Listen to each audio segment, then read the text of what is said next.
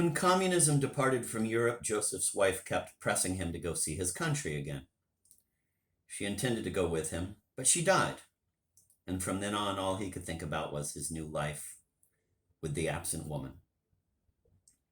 He tried hard to persuade himself that it was a happy life. But is happiness the right word? Yes, happiness like a frail, tremulous ray gleaming through his grief, a resigned, calm, unremitting grief. A month earlier, unable to shake the sadness, he recalled the words of his deceased wife. Quote, "Not going would be unnatural of you, unjustifiable, even foul," end of quote. Actually, he thought this trip she had so urged on him might possibly be some help to him now, might divert him, for a few days at least, from his own life, which was giving him such pain.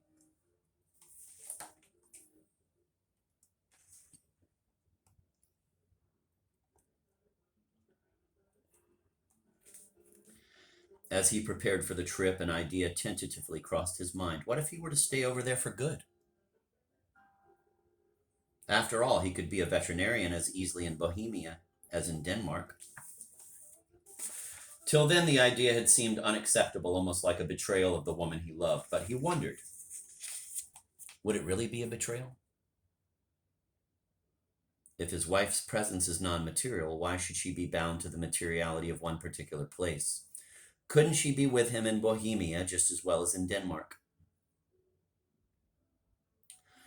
He has left the hotel and is driving around in the car. He has lunch in a country inn. Then he takes a walk through the fields, narrow lanes, wild roses, trees, oddly moved. He gazes at the wooded hills on the horizon, and it occurs to him that twice in his own lifetime, the Czechs were willing to die to keep that landscape their own. In 1938, they wanted to fight Hitler when their allies, the French and the English, kept them from doing so. They were in despair. In 1968, the Russians invaded the country, and again they wanted to fight. Condemned to the same capitulation, they fell back into that same despair again. To be willing to die for one's country, every nation has known that temptation to sacrifice. Indeed, the Czechs' adversaries also knew it, the Germans, the Russians, but those are large nations. Their patriotism is different. They are buoyed by their glory, their importance, their universal mission. The Czechs loved their country not because it was glorious, but because it was unknown. Not because it was big, but because it was small and in constant danger. Their patriotism was an enormous compassion for their country.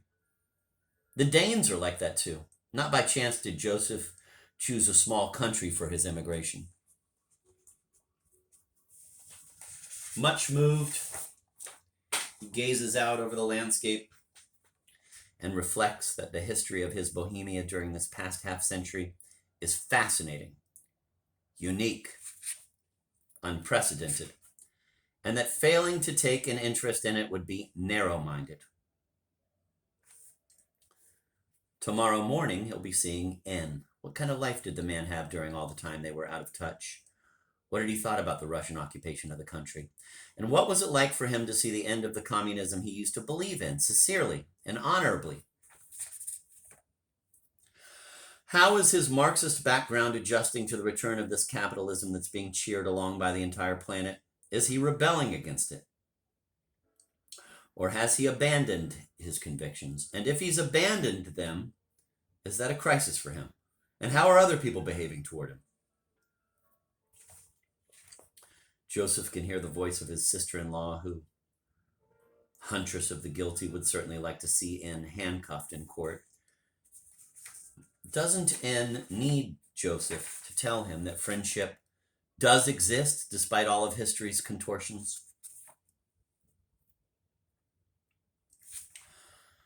Joseph's thoughts returned to his sister-in-law. She hated the communists because they disputed the sacred right of property. And then, he thought, she disputes my sacred right to my painting.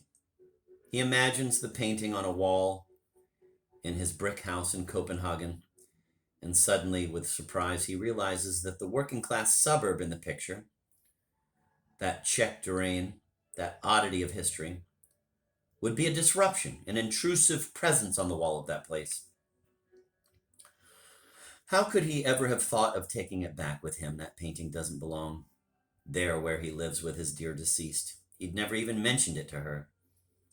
That painting has nothing to do with her, with the two of them, with their life. Then he thinks, if one little painting could disrupt his life with the dead woman, how much more disruptive would be the constant, unrelenting presence of a whole country, a country she never saw. The sun dips toward the horizon. He is in the car on the road to Prague. The landscape slips away around him, the landscape of his small country whose people were willing to die for it. And he knows that there exists something even smaller, with an even stronger appeal to his compassionate love. He sees two easy chairs turned to face each other, the lamp and the flower bowl on the window ledge, and the slender fir tree his wife planted in front of the house, a fir tree that looks like an arm she'd raised from afar to show him the way back home.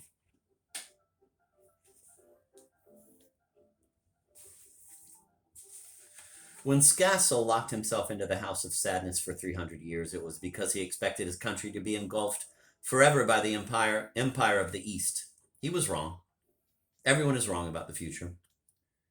Man can only be certain about the present moment. But is that quite true either? Can he really know the present? Is he in a position to make any judgment about it? Certainly not. For how can a person with no knowledge of the future understand the meaning of the present? If we do not know what future the present is leading us toward, how can we say whether this present is good or bad, whether it deserves our concurrence or our suspicion or our hatred?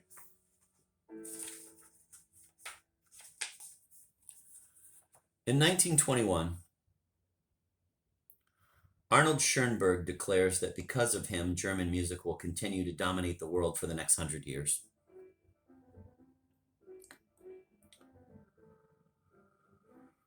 "12 years later, he is forced to leave Germany forever.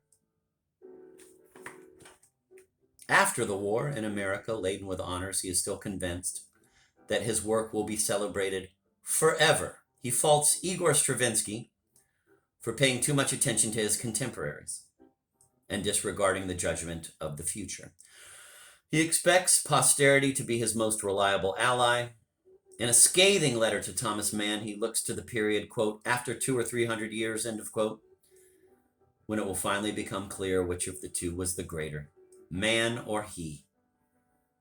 Schoenberg dies in 1951. For the next 2 decades, his work is hailed as the greatest of the century, venerated by the most brilliant of the young composers who declare themselves his disciples. But thereafter it recedes from both concert halls and memory. Who plays it nowadays? At the turn of this century? Who looks to him? No, I don't mean to make foolish fun of his presumptuousness and say he overestimated himself. 1,000 times no. Schoenberg did not overestimate himself. He overestimated the future. Did he commit an error of thinking? No. His thinking was correct. But he was living in spheres that were too lofty. He was conversing with the greatest Germans, with Bach and Goethe and Brahms and Mahler. But however intelligent they might be, conversations carried on in the higher stratospheres of the mind are always myopic about what goes on, with no reason or logic down below. 2 great armies are battling to the death over sacred causes, but some minuscule plague bacterium comes along and lays them both low.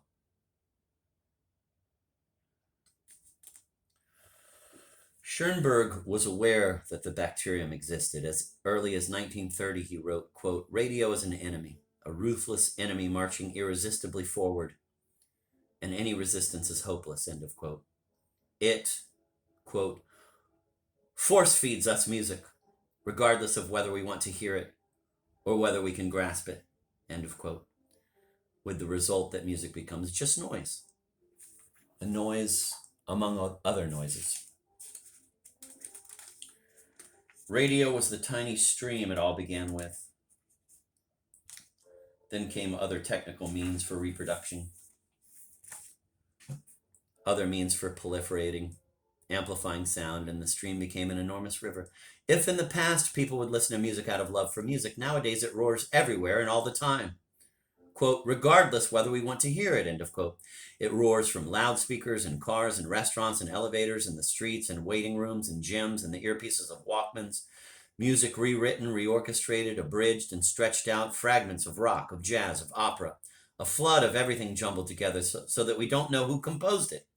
Music become noise is anonymous, so that we can't tell beginning from end. Music become noise has no form. Sewage water music in which music is dying. Schoenberg saw the bacterium.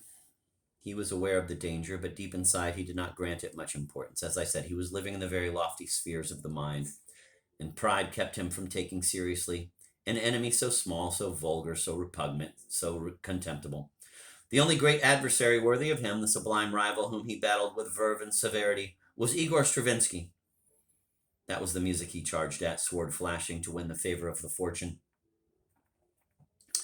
But the future was a river, a flood of notes where composers' corpses drifted among the fallen leaves and torn away branches. One day, Schoenberg's dead body, bobbing about in the raging waves, collided with Stravinsky's, and in a shamefaced, late-day reconciliation, the two of them journeyed on together toward nothingness, toward the nothingness of music that is absolute den.